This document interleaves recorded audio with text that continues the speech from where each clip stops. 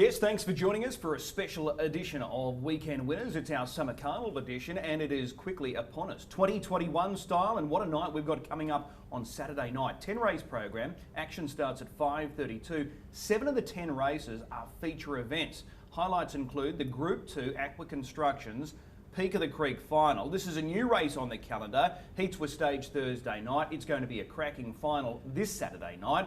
And another highlight for mine is the Garrards Be Good Johnny Sprint. This race for the open class performers, and it's drawn together an outstanding lineup. The open class stars are going over the mile. Are they going to get close to the track record? Track record stands at 1:50.4. So there's a lot to look forward to this Saturday night. Between now and Christmas, there's features each and every week, so there's a lot to look forward to. So we are going to speak with the leading drivers. Pete McMullen, Adam Sanderson's back in action. We'll get their thoughts on their book of drives coming through on the weekend. But to break down all the form and hopefully find a winner or two, we're going to be joined by Darren Clayton and Kate Butt. Darren, appreciate your time. You do all the form each and every week for Racing Queensland. This is a great night of racing coming through. What's the highlight for you? Yeah, it certainly is. The Peak of the Creek, I'm really looking forward to the concept that's come about with that race. But no doubt the Be Good Johnny Sprint for me, really looking forward to what transpires there. We've spoken about it for a lot of weeks now. Who is the #1 free-for-all horse in Queensland? We will find out on Saturday night, because I think whether Turn It Up leads all the way, that stamps him. Whoever can beat him, if that's the case, well then that's the answer. Yeah, we're really looking forward to that open class feature. Kate Butt is making her debut on Weekend Winners, and I'm sure she's excited about what's in front of her. Kate, as of course, is the membership and communications manager here at Albion Park. Kate, this is going to be a cracking card of racing. Yes, I'm very, very excited. First summer carnival up here, so no, really looking forward to it. All right, well, there's a lot to look forward to. There's a lot of form to get through because we are going to focus on 6 races, and we'll delve into the form in just a moment. The first race that we are going to focus on Saturday night is race number 3, the QBRED for Life 3-year-old Colts and Geldings feature. The boys are going over the journey of 2,138 metres. Early tab favourite is Big Wheels, who's first up, and he's drawn the outside of the second row. Darren, as I go to you, how do you see this race unfolding? What's the speed map say with race 3? Yeah, well, I thought probably the less experienced runner in the field, So Much More, probably gets an opportunity here to find the pegs first. Ringo's a star, not super quick out. He is also first up. I found this race a little bit tricky just from the mapping perspective, in that there's quite a few runners here first up, quite a few runners that probably have questionable form over the 2,138 metres. So from that point of view, I thought So Much More probably gets an opportunity to roll to the front. From there, CHAMONIX probably presses forward. I thought we could even see an early move from Big Wheels from that second line position to get up and around them. If that's the case, they probably just slot in their positions from there. But yeah, I thought So Much More gets his chance in front, and CHAMONIX, Big Wheels, probably the 2 class runners of the field to put the pressure on at some stage. Okay, Kate, how do you see it? Which way are you going as far as this 3-year-old feature is concerned? Yeah, look, I'm picking Big Wheels as the class runner here, and I think 7, 5 and 2 will be fighting off second position.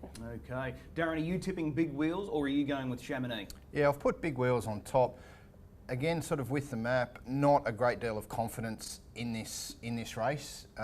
With that 2,138 metre form reference is a little bit questionable. We saw CHAMONIX win at that distance 3 starts back during the winter. He won one of the sort of the quasi features in that carnival. But again, he's first up. Big Wheels is first up. Dynamic Dan's first up. He's going to be locked away. TJC, it's a step up in grade, no doubt for him, but he has wins in 3 of his past 4, I think it is now, for TJC. So, you know, he's the horse that could just be a little bit of a sneaky hope. So that's the way I'm playing. Number 10, Big Wheels on top from CHAMONIX, Dynamic Dan and TJC. Okay, well, I'm with you guys as well. I'm with Big Wheels. I think he's the best horse in the race. I think he'll be driven like the best horse in the race despite that second row draw. So 10 on top for me, 7 CHAMONIX. He's coming out of the Winter Carnival features as well. He's had a recent trial. But I think Big Wheels is just a little better than CHAMONIX. So I'll go 10 to beat 7, 2 So Much More and 6 Scotch and Ice. They're certainly in the mix as well. But I think class will shine through here with Big Wheels. 10, 7, 2, 6. That's the first of our features. We keep rolling along here. And we'll look now at the 4th event on the program. This is our trotting feature. Mobile start conditions as well, 2,138 metres. Early favourite with TAB is Sir Fahrenheit, who's in great form. Darren, as we go to the speed map for this feature, how do you see the trotting feature unfolding? Yeah, all the favours have fallen the way of Sir Fahrenheit from the gate. He gets gate 2, he has good speed. You can see him pressing onto the front pretty easily. From there, where that pressure comes from, not entirely sure. Stress factor might be one. He has a good record at the mobile. He can get forward and probably put it to him a little bit. Those are drawn a little bit closer as well. God of Thunder, not ideally suited under the mobile conditions, has to be driven hard. So from where it all lines up, I think Sir Fahrenheit should be able to get there. Claudish Prince, another, gate 6 probably has to slide across at some stage, but Sir Fahrenheit in front from me, just a bit noisy. He's been running well from trailing draws, just keeps chipping away. And Majestic Simon inside the second line probably gets his opportunity to just follow through, and if the gap's open, we might just see him with that cold run and that scintillating sprint that he does possess. Well, it's a really good field, there's no doubt about it. Kate, you love your trotters, so how do you see this race unfolding? Are you with Sir Fahrenheit, who's chasing 4 on the bounce here? Yep, I do love the trotters, so I'm picking Sir Fahrenheit to go straight to the top. Sugar and Spice, Stress Factor and Majestic Simon are in there as well. So, yep, Sir Fahrenheit on top. Okay, so your numbers there, 2, 10, 5 and 8. Darren, you're with Sir Fahrenheit as well? Yeah, he's in great form. 3 on the bounce, a track record at the longer 2,600 metre trip from the tapes. 3 runs back. That was a super effort. Back to mobile conditions at the 2,100. We know he has gate speed. He's in the zone, and it'd be great for father and son duo Angus and Darren Garrard to win this trotting feature that they most generously sponsor. Yeah, absolutely. So your numbers are 2, 5, 8 and 9. I'm with Sir Fahrenheit as well. I think his versatility is the key. It doesn't matter if it's a stand start or the mobile start. He was very arrogant winning last time out, did what he wanted, and he was able to go on and score. I think he rolls to the top, and he's the one they have to beat. So 2, 1, 8 and 10. This race might be peg dominated. That's the way I see it. Just a bit noisy, as Darren outlines. Going to get every chance there on the inside. Majestic Simon gets a chance to improve. He's the reigning Queensland Trotter of the Year. He's down on form, but he's going to get that easy trip. And the stable-mate of Majestic Simon, Sugar and Spice, is rising in grey, but she's got good change-up speed, so she's in the mix as well. 2, 1, 8 and 10 in race number 4. That's our trotting feature coming through on Saturday night. We look now at race number 6, and this is the big one as far as I'm concerned. This is the open class stars butting heads here. It's the Garrards Be Good Johnny Sprint over 1 mile. And as Darren outlined at the start of this show, a lot has been said about who the best open class horse is in here in the Sunshine State right now. Well, we might get that answer come Saturday night. Darren, break down the Be Good Johnny Sprint. How do you see them with a lap left to run? Well, obviously, Turn It Up holds the key to the race. We know how quick he is out of the machine. A lot of the times it's just basically left-hand blinker on and he's in front within 100 metres. He's that quick out of the machine. He will get a little bit of test this time from Will the Wizard. Although not brilliant out, he might just, being 2 positions closer to the fence and with a little bit more of a moderate beginner in between them in LL Cool J, it might just give Will the Wizard that opportunity to dive through. I actually think he can get to the pegs first if he's driven out hard, cross Make Mine Memphis, and that will allow Turn It Up to then go to the front. That's how I've mapped it. I thought then Deus Ex off the second line should be able to push through on the back of Will the Wizard, and that probably, I thought, land him in the 1-1 position, one out, perhaps 1 out, 2 back at worst. Colt 31 probably on his back with those others going back. Mac Da Vinci probably making a 3-wide move at some stage or looking to flush something out and get that 3-wide track into the race. So that's how I map them for this race. Okay, 6 of the 10 runners in this race on Saturday night are last start winners. So they're all in form, they're in peak fitness right now. This is going to be an absolute ripper, Kate. Which way are you going to take out the Be Good Johnny Sprint? Yeah, it's a really good field. There's lots of informed paces here, like you say.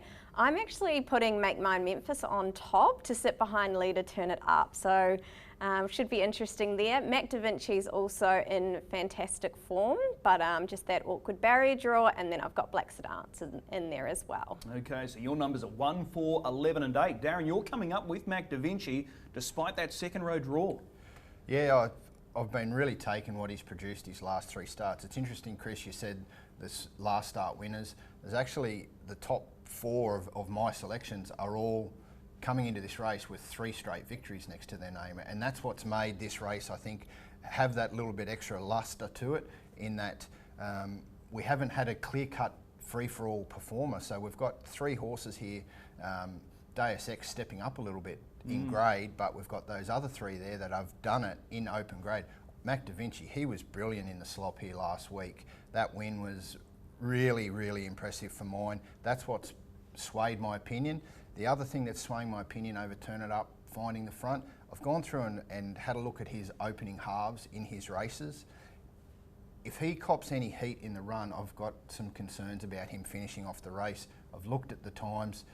His last 3 wins, while yes, he has dominated, he hasn't had to have a hard opening half. If he cops any heat at some point, that's just what has swayed me away from him. And I thought Mac Da Vinci has the versatility. We've seen him do it in front. We've seen him do it from the breeze. We've seen him come from behind. Some of his races down at Menangle, where he uses that big long straight, really finish off his races really hard. So the versatility has put me in the corner of Mac Da Vinci. Okay, so you're with Mac Da Vinci. I'm with Turn It Up. So we've got 3 different selections here, which just emphasises how open this race is going to be. I think Turn It Up leads, and I think he goes all of the way. Shane Graham had the choice of a number of drives. He's stuck with Turn It Up. I'm going to stick with Shane Graham. So I'm going 4, 1, 8 and 2. I think it might be peg dominated here. That's the way I'm looking at it. Just looking back over the last month with the free-for-alls, winners have carved out last halves on average of 55 seconds. So if he can run a home in a 55-second final half, Turn It Up, I think that's good enough to win. This is going to be a great race, no doubt about it. My numbers are 4, 1, 8 and 2. That's the Be Good Johnny Sprint. We look now at the 2-year-old feature on Saturday night, which is race number 7. This is a combined feature, so the boys and girls going head-to-head here. But I think the boys can dominate here. We've got 2 Group 1 winners in Away We Go, who's first up, and also Teddy Disco, but they've both got to overcome wide draws. Darren, how do you see this race unfolding? Where do you have them at the bell? Yeah, I think early stages we probably see one of the fillies drawn inside. They get the gate advantage, go to the front. I thought Racy Roxy probably crosses the stablemate Goldie's a Delight early. From there, I don't think she'd be wanting to park out either of the 2 Group 1 winning boys if they come calling, and I think Away We Go. With that early scratching of number 5 Betting Origin, he will come out, so he moves in 1 spot closer. So he's probably first to have a little bit of a look, and I think he can get waved onto the front. If that's the case, Teddy Disco rolls across with him. He probably has to do the work outside of him, and I think from there the others just slot in behind. Misty Creek's probably a little bit of an interesting one on the map. Probably wants to get off the pegs early, not be too far back, and the smaller field probably gets that opportunity just to slot out into the running line. Okay, Kate, how do you see this race? Are you sticking with the class, or is there potential for an upset in this race? Yeah, look, I am sticking with Teddy Disco. I think, yeah, he'll have to do a bit of work, but definitely the class runner. So my numbers are 7, 2, 6 and 8. Okay, so 7, 2, 6, 8. And Darren, you're tipping Teddy Disco as well, just with that fitness edge? Yeah, going with the race fitness on his side. He's got a few runs in the past sort of 6 weeks under his belt. Away we go. He did trial very nicely here just on 10 days ago, I think now. In preparation for this, it was a nice hit out at the trials, but Teddy Disco, for me, the race fitness, I think he can overhaul Away We Go. Yeah, this is going to be a good contest. These are 2 really smart 2-year-old boys here in Away We Go and Teddy Disco. I'm going with Away We Go. The stable have proven time and time again they know how to get them ready first up. Darren emphasised that trial recently. It was a really nice piece of work. Away We Go is the younger brother of both Big Wheels and Black Sedans, who are also stepping out at this card on Saturday night. I don't think there's a great deal between them. Away We Go did beat home Teddy Disco in that QBRED feature in the Triad back during the Winter Carnival in July. So I'll go 6, 7, 2 and 8. Racy Roxy's an interesting one. I was very intrigued by her trial, but I think she's a sharp filly. She's been chasing home Cat King Cole. This is a tall order taking on the boys, but she's in the mix for mine. 6, 7, 2, 8. That's the 2-year-old feature coming through on Saturday night.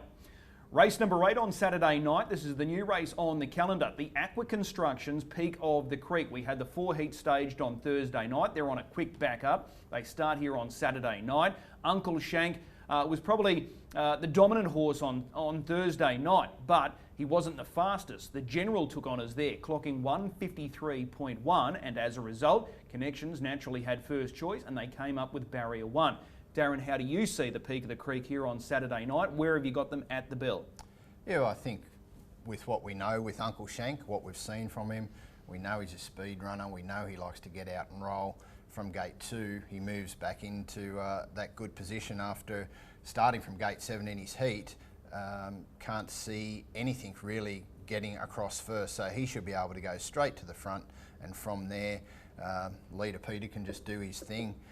The general might need to hustle up a little bit just to hold the back of Uncle Shank, just not overly sold on how quick he can be out of the machine.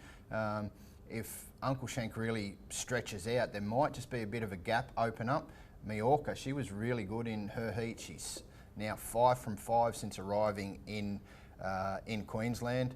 So she can do some work. We've seen that in her runs before. So she might just roll forward, and that gives the Rock and Roll King the opportunity to slide through as well. He's probably getting in a position there, probably 1 out, 1 back, 1 out, 2 back at worst, and the rest probably just have to slot in behind. I don't think anything wants to take on the early speed of Uncle Shank. Okay, $50,000 up the grabs here. Kate, are you with Shank the Tank following his victory there on Thursday night? Yes, I am. It's a very exciting race. It'll be interesting to see how they do back up. But yeah, no, my numbers are 2, 1, 3 and 8. Definitely Uncle Shank on top. So looking forward to it. Yeah, I am too. I think this is his race to lose, Uncle Shank. It would have been interesting if MAJORCA had a drawn inside of Uncle Shank, Darren, but the fact that he draws inside of MAJORCA, it is his race to lose, isn't it? Yeah, it certainly is. Interesting in his heat, he drew wide, but we have heard from Pete McMullen during the week who mentioned that their main objective was to get through to the final. They weren't too concerned about the draw. He wasn't quick out of gate 7 on Thursday night in his heat. OHOKA Chopper actually was fastest out and got to the pegs first, but once he really revved him up, it was onto the front and catch me if you can, and obviously they couldn't catch him. So it's Uncle Shank on top for me. I think the Rock and Roll King, he's one that will probably be suited by the tempo. I think he's a better off-speed horse. I think he's better coming with one run. His heat on Thursday night, he actually had to work hard in the run. He had to sit parked. It was the slowest heat win, but he probably did the most work of any of the winners. So provided he pulls up okay, I think he gets the right position to take that closing shot. So number 2, Uncle Shank, the Rock and Roll King, the General, and MAJORCA for mine. Well, I'm going 2, 3, 1 and 8 on with Uncle Shank. He'll run the favourite, and I think he can go pretty much all of the way. So 2, 3, 1 and 8 in the AQWA Constructions Peak of the Creek final here on Saturday night. The last of our features that we're going to look at in this preview is the 3-year-old QBRED for Life feature. And I think the 2 class runners here, without doubt, are She's Miss Divine and also Jasper. They've met on several occasions throughout their careers, and we're set for another rendition here on Saturday night with these 2 star fillies. Darren, how do you see these fillies situated with a lap left to run? Yeah, well, probably She's Miss Divine holds the aces to this race. She moves in another position. There's an early scratching again here in this race. So she'll come out of gate 5. She'll wear the number 6 saddlecloth. She probably goes straight to the front. Kisses for Your Missus being the scratching. So I can't really foresee anything to the inside wanting to get in any sort of early speed battle. She's Miss Divine from there holds all the aces. It's in her court to how this race is run. Pete McMullen again with the drive. We saw her in the winter run some really good races, either working hard in the run or out in front. She was a winner of the Redcliffe Oaks, the Redcliffe 3-year-old sales series race. So where she gets, she probably in front.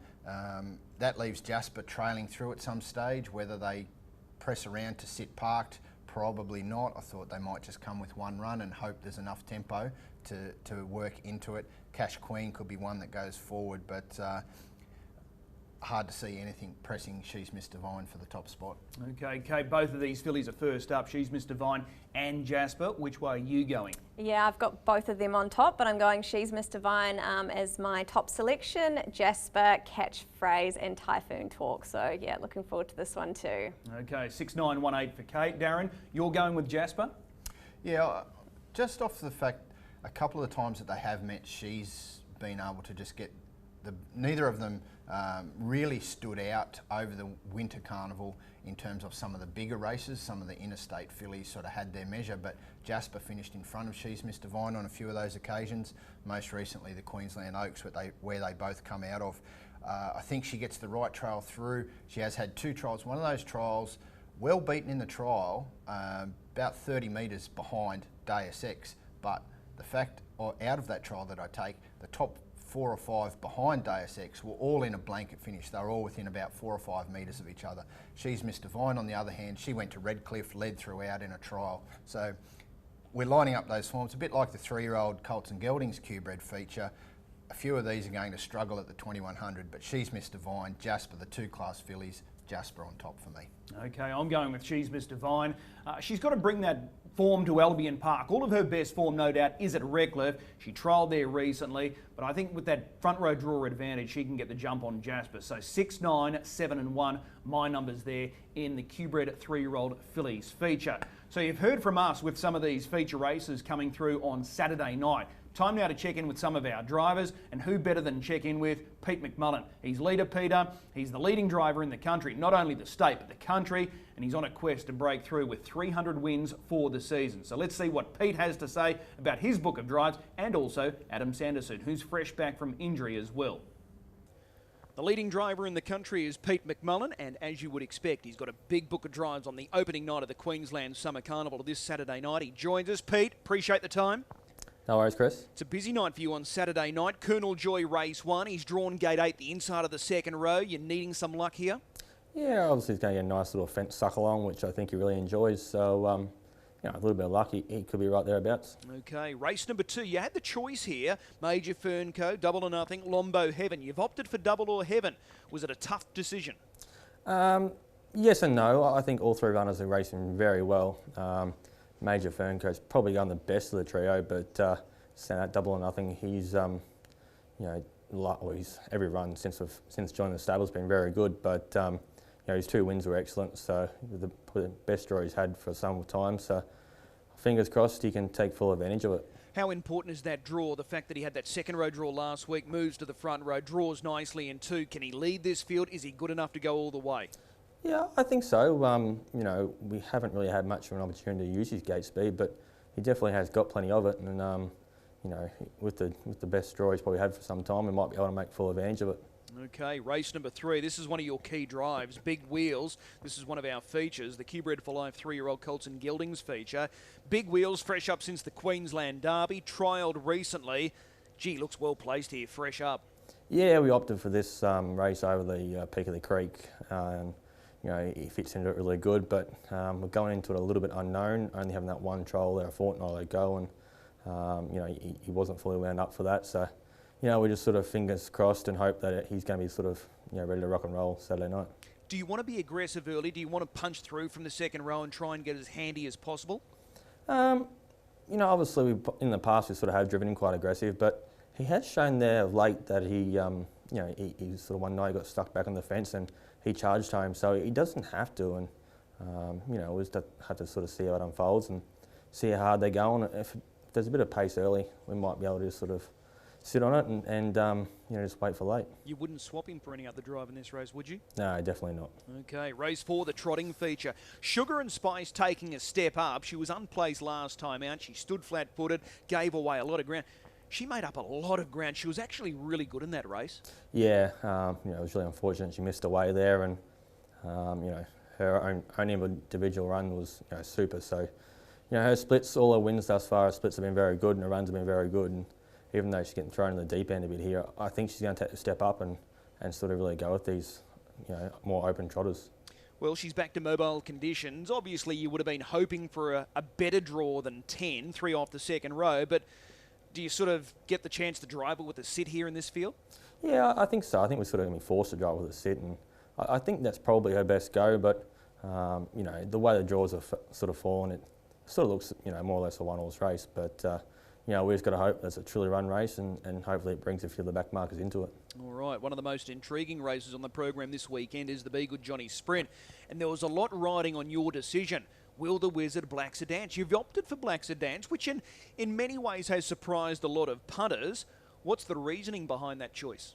Yeah, this was a really hard decision. You know, both horses obviously, you know, there's not a lot between them, which they've sort of shown over the time, and you know, the draws probably would have been better if they were switched around. Black Sedance, his run last week and his runs all preparation have been super, and to me he seems like he's really just in the zone at the moment. So where he's going to be in the run looks like he's going to be shuffled back on the fence, but we'll have to wait and see and hope for a little bit of luck. But if he can shake loose, his splits have been crazy. How fast he's been getting home, and I think it was 26.2 there a few weeks back. So he can really sort of rattle off some quick sectionals, and just got to hope for a truly run race. How exciting does it make you feel going forward that he's got that versatility? He's no one-trick pony. You've driven him tough, but he's so capable following speed. Yeah, for a long time, we sort of drove him very aggressive and thought that was how we had to drive him. But as he's sort of matured and become a bit more of a racehorse, he's really changed his sort of ways, and he doesn't need to sort of be driven so aggressive. He doesn't need to be on the front end. He can sort of come from back and as you showed last week, he's still so effective in front. Okay, race 7, the QBRED for Life 2-year-old feature. Away we go, a last start Group 1 winner. He's trialled in preparation. Where's he at right now? Yeah, obviously the way the whole program's sort of set up, it makes a bit of a rush preparation, but his trial was really good, and he's trained on well, and obviously there's a few nice horses in this race, and they haven't sort of met for quite a bit of time, and there was a bit of an incident last time they met with Teddy Disco getting checked and a few others, so it's going to be an interesting race, and I certainly wouldn't swap him. I think he's a very class horse, but it's just going to be a sort of tricky sort of scenario as to where they sort of lob in the run and what sort of trip they get. Okay, gate 6, you'll move into 5 with the scratching of Betting Origin. Do you go forward at the start? Yeah, I think we've got to try and go forward and stay in front of Teddy Disco. I think he's probably the main danger, and I think if we could touch down in front, he'd be very hard to beat, and fingers crossed that's all sort of works out. All right, race number 8, the Peak of the Creek final. You're going to be sitting behind the likely favourite here, Uncle Shank. He was impressive. Didn't run the fastest time in the heats. That honour went to the General, but he just looked like he was in cruise control out there on Thursday night. Yeah, he was really sharp there, and wasn't the fastest heat, but that wasn't really what we had in mind. The main objective was just to qualify, and sort of felt the time wasn't really an issue. Got brilliant gate speed. He could have been the slowest heat and probably still owned the best gate speed to clear, but he's come up with gate 2, which we're really pleased with. He sort of looks the horse to beat, and we've got plenty of options. I see him in front, and hopefully that's the case, and hopefully we don't have to burn too hard, but he doesn't have to do that. He sort of showed when he won the JC McMullen, he can come off a helmet and follow really good speed as well. So, whatever plays out, I'm sure he's going to be right there abouts and show how good he is. Okay, race 9, the QBRED for Life 3-year-old Fillies feature. She's Miss Divine. You know this filly really well. She's fresh up. She trialled recently at Redcliffe. It probably looks a race in 2 between her and Jasper. They're clearly the class runners. How do you see it? Yeah, I think they've been the sort of class fillies all year, and it's once again, it's sort of tricky the way the program was, and probably a little rushed, and the trial didn't look all that impressive, but we didn't plan on knocking her around. So, fingers crossed, Graham's got a spot on there for Saturday, and if so, she's going to give him something to chase. Okay, and the last, Simon, you picked up this drive for Ron Sellers. He's drawn gate 5. He'll start from 4 with an early scratching of Skippy's Delight. Is he a place hope? Yeah, look, when this horse first joined Ron's stable, I had to drive him, and he was pretty impressive. So, fingers crossed we can recapture some of that form. All right. What's the best of your drives right now for Saturday night? Yeah, look, we've got an awesome book of drives, and it could either be a really good night or an ordinary night. But Big Wheels, Uncle Shank, Away We Go, Black Sedance, the whole lot of them, they're all very good chances. Well, the quest for 300 continues. Really appreciate the time, and we'll see you trackside. No worries, Chris. Adam Sanderson is back in action on Saturday night, the first night of the Summer Carnival, so his return to race driving is well timed. He's been out of action for 11 weeks, and he joins us now. Adam, appreciate the time. No worries, Chris. How is the finger? Because like I said, you've been out of action for 11 weeks now, so how's it all coming back into play? Yeah, it's coming along nicely. It's still not fully healed, but strong enough to race day drive, so looking forward to being back. Have you been surprised it's taken this long? Oh, for sure. When I first done it, they put it back in place, and she did tell me it would be 3 months, and I sort of laughed at her, and it's coming up 3 months now. So it seems stupid. It's only a little finger, but it's just one of those things that a driver needs their hand, and unfortunately I couldn't use it. So have you had to modify your grip now that you're back in the thick of action? Yeah, you know, I got back to, you know, training them probably about a month ago, and it was quite awkward to start with, so it took a little bit getting used to, but I think I've figured it out now, and you know, it all feels pretty well comfortable. All right, excellent stuff. Great to see you back in the drivers' colony, and I'm sure you've got a good book of drives here on Saturday night. We start with race 3, number 2, So Much More. The first up second was very pleasing. Class runners here look to be Chamonix and Big Wheels, but he's drawn nicely in gate 2. Where do you see yourself? He's a progressive horse. I've got a bit of time for him. You know, he's probably not great out of the gate, so he'll just posse up as close as we can, and you know, the less he does over 2900, the better. But his sit sprint's pretty sharp on his day, so if we're not far away, he's definitely a chance. Yeah, he's still lightly raced, but as you said, he's more than capable, and he's very good at the sit sprint caper. Yeah, no, as I said, I've got a bit of time for him. You know, what he's doing now, he's sort of doing on ability, so even later into this prep and next prep, I expect to see a lot more. All right, race 4, this is one of our features again on Saturday night. This is the trotting feature, and you've landed the drive on Majestic Harry. So far, so good. He's 2 for 2. They've thrown him in the deep end here. He's come up with gate 7. Probably not the news they wanted to hear. What are the expectations? Yeah, he's done all he can since he got here, so you know, his confidence should be high, and he's certainly in the deep end. You know, this is a big jump up in grade, so. But it's also a good testing material to see where he actually is at. So, you know, 7 makes it hard. So, you know, he's probably just going to have to make the race, you know, as it pans out and see how he does measure up. All right, but so far so good, like I said, because he's got that change-up speed. The first up win, he was able to dash home in good sectionals. And again, last time out, he was really sharp. Yeah, no, his wins have been impressive, you know, as you say, against lesser opposition. But, you know, it's the way he's done it, and his speed looks a good asset, so it's always a good thing in these trot races. Yeah, absolutely. So he's got 1 win from the stand, 1 win from the mobile, and he's got gate 7 here from the mobile on Saturday night. Like you said, you've got to drive him for luck, but he's got that speed, so he's not out of it. No, definitely not. You know, and as I said, it's just going to be, you know, how the races run, and yeah, just the way, you know, how he races. I think he is out with a decent chance. All right. We go across to race 6. This is probably the highlight of the night for me. The Be Good Johnny Sprint. The open class stars step out here. You've picked up the drive on LL Cool J. You know this guy. You drove him in the Blacks of Fake, the Grand Circuit feature back in July. He's had the 2 runs back. I was probably harsh on him last week. What did you make of the effort last week? You know, we couldn't see a lot on TV, so I don't really... You and me both. Yeah, I don't really know how he went. You know, his form says he runs second, so... but no, he's one of those horses, he tends to get better, you know, the later in his prep, so I'm sure, you know, Vicky's time in a run for these sort of races, so, you know, I'm looking forward to driving him. Barrier 3, does it look a little sticky because those 2 runners to your inside are both more than capable of getting off the gate, so where do you see yourself early? Yeah, that's probably, you know, $1 million question. You know, I'm not sure about the gate speed from the second line horse, so if he punches through, 3's awkward, you know, but, you know, turn it up, drawn outside him, so you know, that first quarter is going to be scintillating, and I can just see the speed on the whole race, so if he can get across and posse up, you know, he's probably one of the class horses in the field. Whatever he does on Saturday night, are you keeping an eye on for the following week, the Queensland Cup at 2100? Would that be more to his liking? I think so. You know, the way he sort of raced in those big races over the Winter Carnival and Blacks of Fate was probably his best run. So, you know, pretty sure whatever he does Saturday night, he's going to be spot on for next week. All right.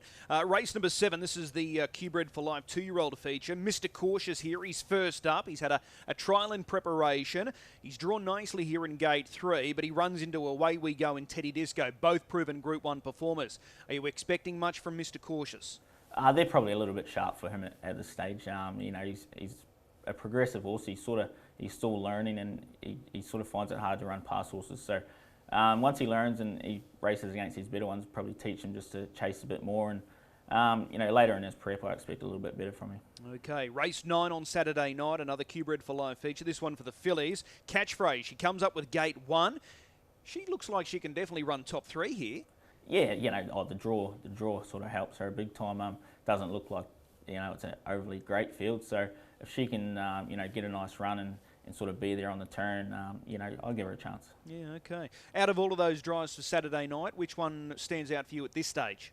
Probably the most exciting, LL Cool J. You know, that race looks like is just going to be just a great race to watch and be a part of. Okay, so race 6, number 3, LL Cool J. Adam, again, great to have you back driving. Looking forward to seeing you in action on Saturday night. It's going to be a great night of racing. Thanks, mate. Great to be back. Beautiful. As always, a big thanks to both Pete McMullen and Adam Sanderson. We wish them the best of luck on Saturday night. They both have good books of drive and are set to play key roles at this meeting on the weekend. Okay, time now to find a best bet or two for the weekend. And Kate, we'll start with you. Kate Butt's Best Bets.